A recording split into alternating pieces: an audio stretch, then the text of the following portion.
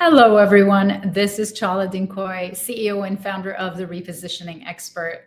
Welcome to another Tuesday Tea Time with Chala. The world of live streaming. I hit go live too fast before I was ready. So I had to delete all of the streams. I had to redo everything. So luckily, it happened quickly. So let me take a sip so that I am ready. This is a good topic. I mean, they all are, aren't they? I wouldn't do them if I was bored reading about them or doing them at home. So here we go.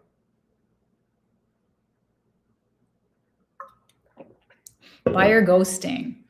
Well, for those of you who are not familiar with this term, you probably don't know a millennial, because that is something that they coined and they're known for, is the lack of communicating back when you call them, even if they promise or give you indications that they're interested or willing to have a next meeting.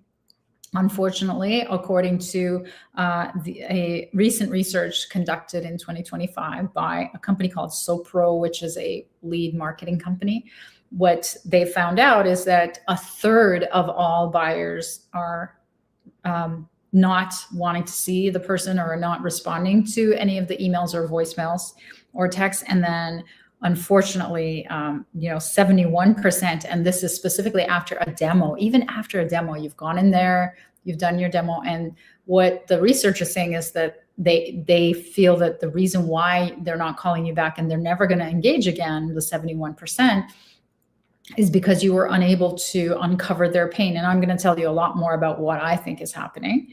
Because remember, I used to be a buyer of services for 18 years at large corporations. And now every day for the last decade and a half, I've been working with clients to teach them how to pitch to large corporations. And I know exactly what's happening because they tell me, this is what happened, Chala. And then we fix it or we change things and then they get in. And I know exactly what the clients that are doing what they're doing to get in. To the right corporation. So some more scary statistics for you. And I usually throw these out at my executive roundtables right at the beginning. $38,000 are spent on meetings that go nowhere. Like, these are direct costs that are like flying and whatever else cost, hotels, cabs, food, and paying for the people to be there. 62% of first meetings never get to a second meeting. And these are, all part of this ghosting, this huge ghosting phenomenon. Now, here's how to stop this from happening. And this is costing a lot of, I think it's $1 billion lost every year in marketing that doesn't work. So this is all part of that. What do you do? How do you set up your interaction with the buyer so that it never happens to you again? So the first is before the meeting. So I want you to become a celebrity in your own industry, a celebrity in front of the eyes of your target industry. And the way you do that is, and I love this saying, is nobody cancels a meeting with Oprah or, in the business world, Barbara Cochran or whoever. And so the way that you do this is through your visibility, your speaking in front of them, your actual target, at their events, at their conferences. LinkedIn, like this is being streamed to LinkedIn. People know me. I mean, I meet people at events, even at private events, like parties or weddings, and they know me. And I don't know how they know me, but they know me. So when you're out there and when you're vocal and visible, you become a celebrity. And in fact, they did research on, comparing how people felt close to celebrities, whether they were like celebrity of your own. So you become the influencer becomes a celebrity versus an actual, like a Jennifer Lawrence or a Brad Pitt. But you can become to that level if you have that much content that's so relevant that people are constantly watching you, or you're in their world, constantly visible and saying things that have to do with their pain, their industry, talking about solutions to their problems. So also talk about your publications, and those can be your podcasts, it could be your books, it could be your newsletters, your magazines. Pitch contest. Wow, that's a really good one. Recently, like I trained a lot of pitch contestants in through WeBank DMV and New York, and they did amazing. Like I think the two people that placed in the top 10 were people that I trained, and I'm really proud of that. But one of my clients in the very final days last week, she actually got her prime person that she was trying to target in the industry, which was healthcare, to actually give her a meeting. Now, she didn't win the grand prize of $25,000, but that's what she wanted, because her contracts are millions of dollars. She was after that contact and doing a actual pitch, even though whether you would agree or disagree how great her pitch was, it doesn't matter. When she said what she did and the right person was there, that was just another form of visibility. And of course, emails, videos, newsletters, I talked about all that. And then TV, I've done a lot of TV appearances. Again, nobody's in Albuquerque watching Casa Fox for 7 a.m. in the morning. And it doesn't matter, because I use that as my credibility, and I repurpose those to make sure that my target is able to see them in their stream, in my stream, in my marketing. So nobody turns down a meeting with a celebrity if they think you are, in their eyes, they have seen you so often that you're like a celebrity, somebody who steps up, steps forward, and is visible.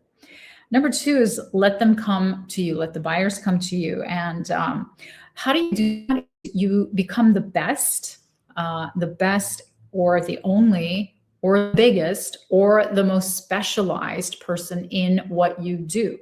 And the way you do that is, again, it's through, of course, your successes, but it's how you market those successes. So these are peer reviews, these are industry reviews, these are testimonials, I have a whole YouTube channel, for example, with clients that I've interviewed who are testimonials for me. So whenever somebody wants to hire me, that's all I give them, is that link to my YouTube channel so they can watch, because they can call them. So it becomes so believable that most people never even end up calling them. They just, listen to the testimonials, and they're able to hire me straight from there. So these are all things that give your trust, and it makes you feel more credible and visible, and they come to you. So if you're constantly broadcasting about their pain, how you've solved their pain, and what the results have been, and you're peppering in all sorts of case studies, and you're giving them all sorts of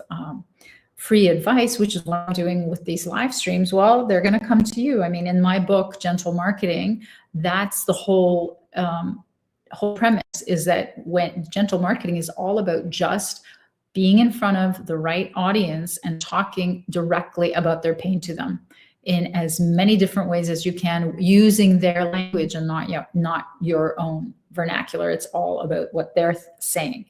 Number 3 is set up a meeting only with the true decision makers. And there's going to be 2 different kinds. It's going to be the decision maker and the budget of the authority. So if those people are not in the meeting, I wouldn't even go to the meeting. Refuse to pitch to anyone else. And the way that you do this is when you ask whoever's setting up the meeting, or who you're setting up the meeting with, you ask who needs to be in this meeting, who will be making the final decision.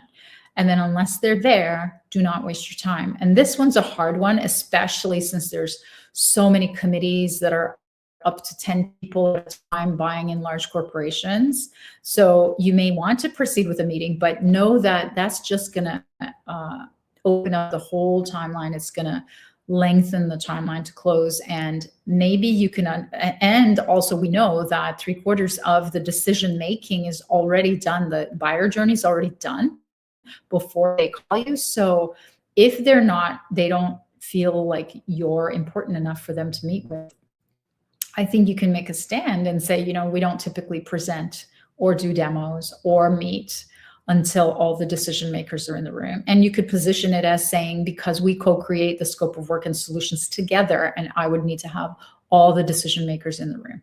So it's completely up to you. I've been giving this advice for over a decade and a half, and some clients are too scared to take it, and other clients take it and then see the results, but it's completely up to you.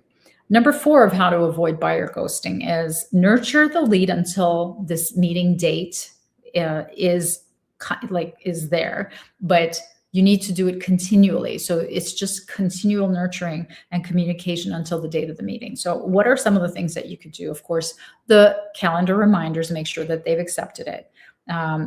Automated reminders like email, text, voicemail, I have that. And each time I send a different video. Send more information pertinent to the upcoming meeting. You could send trends, industry news, new legislation news, prior to the meeting, just as excuses for them to see your name in their inbox, for them to just remember and be excited and get excited for the meeting coming up. Of course, put them on your newsletter list, send your newsletter, which is obviously going to be always full of great, amazing case stories and advice. And then forward your social media feeds and say, this is what we're going to be talking about, or thought of you, or some way to nurture all the time that you have in between when you set the date and when you're actually going to show up in front of them. And then this is a good one. Bring food or a celebrity, and it could be like a local celebrity, or it could be a celebrity in your industry, a trends report, something of value to them and something rare, if you can think of it. Food is a great one. I mean, I have one of my clients they're going to have their, Christmas office party, but because they're all over the country, they actually send them the Uber gift, Uber Eats gift voucher, and then they all eat together. So that's kind of nice too. Another concept was if it's virtual, like you send a pizza nar. So you're going to do a webinar, but you send them the pizza. Now that's all the way up till the meeting. Now, what do you do in the meeting? At the meeting is one of the things that I'm noticing that a lot of my clients need to learn is how to take control of the time, especially if there's multiple people there. So you need to have, and if I'm training you, you will know how to do this. You'll need to have a process of asking, what is their pain? What is the vision? What is, the obstacle? What is the consequence if the obstacle is never gotten rid of? So these are like consultative selling questions. And then if there's multiple buyers, you have to ask each of them and get their perspective and make sure that you build all of that consensus into the overall picture of what they're looking for. And then overcome any objections, even before price is talked about, by saying, is this what you need? And describing in high level terms what exactly it is that you're going to give them. And then, of course, the statistic that if you discuss budget, and if you both, the buyer and you, discuss budget, even if it's in like a range, if it's not exact, but if it's within a range, you get an idea of what piece of whatever the scope of work is that they're willing to bite off in terms of budget right now, then you have a 15% higher chance of closing that sale. And if you have time, in your first meeting, ask for an extension if all of the decision makers are there and they're so excited. And when you ask the question, is this what you need? And they're yes, yes, yes. And if you have extra time, and you can ask for an extension of another half hour, say, would you like to, and they ask, what are the next steps? Do not send in a proposal. Ask for permission to co-create the solution together, the scope of work together, and then you whiteboard and or chart whatever the scope of work would be by asking them along the way for each piece of the information that you can provide. And then you can provide a range of price and then get their agreement. And if they don't agree to the price, then you could say, which piece of this would you like to bite off right now? And so on. So the biggest thing is never leave the meeting without another date. I call it get a date to get a date. Even if they don't know when they want to meet again, make sure that and they know that you're going to call next Monday at noon. I'm making it up. That they are expecting your call and that you have something in the books with them. So never let them leave it vague, because that's just a really bad sign that they're not interested in following it up. And don't email the proposal, walk it in or Zoom it in, and co-create it together, right? That's what I'm asking you to do, is so that when they're involved in creating it, not only are they giving you critical information, but they're also buying in, because that's what they've built it with you. They can't all of a sudden say, oh my gosh, what's the bottom line? Let me look, send me the proposal, send me the email, and let me compare it to the 10 others that I have, and I'll look at the bottom line and tell you. No, you're co-creating it together. And this, by the way, works always as well with RFPs, because you need to know what problems are and what the incumbents haven't solved and what can bake into the RFP. But you can't do that unless you actually have an offline meeting with them way before the RFP comes out, because once an RFP comes out, you're not really even allowed to talk to the buyers.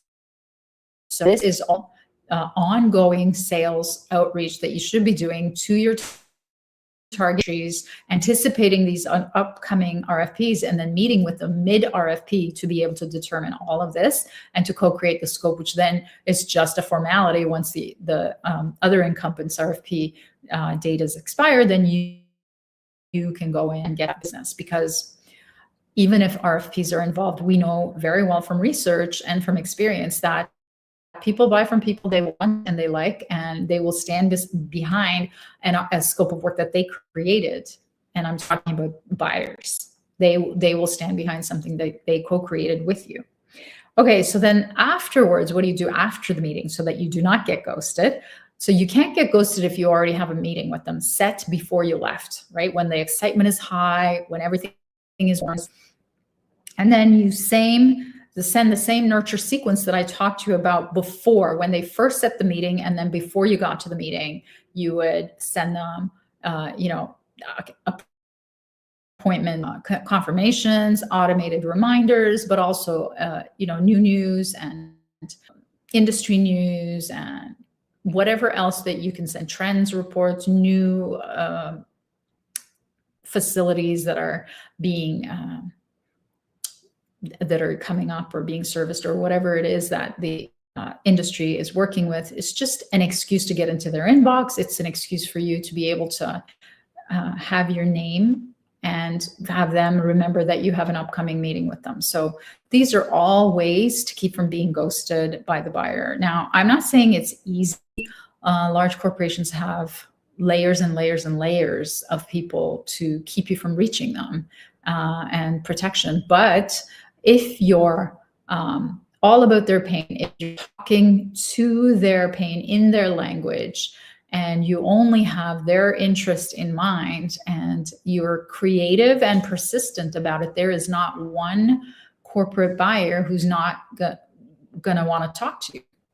And I know, because I spent 18 years being a corporate buyer of services, where most vendors, and I worked for some of the largest brands in their industries in the world, but most vendors were just phoning it in.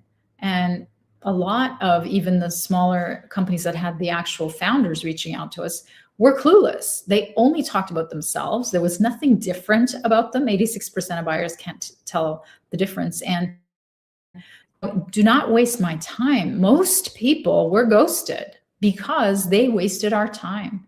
And not only were they ghosted, but they were like good riddance ghosted, because they wasted our time. So don't do that. If you think ahead, you're specialized in their industry, you know exactly what they're hurting with and how to help them. And you can demonstrate at their size, at that level of pain, and talk their language. There is no buyer that's going to ghost you. All right. Help. I'll see you next week. Bye-bye.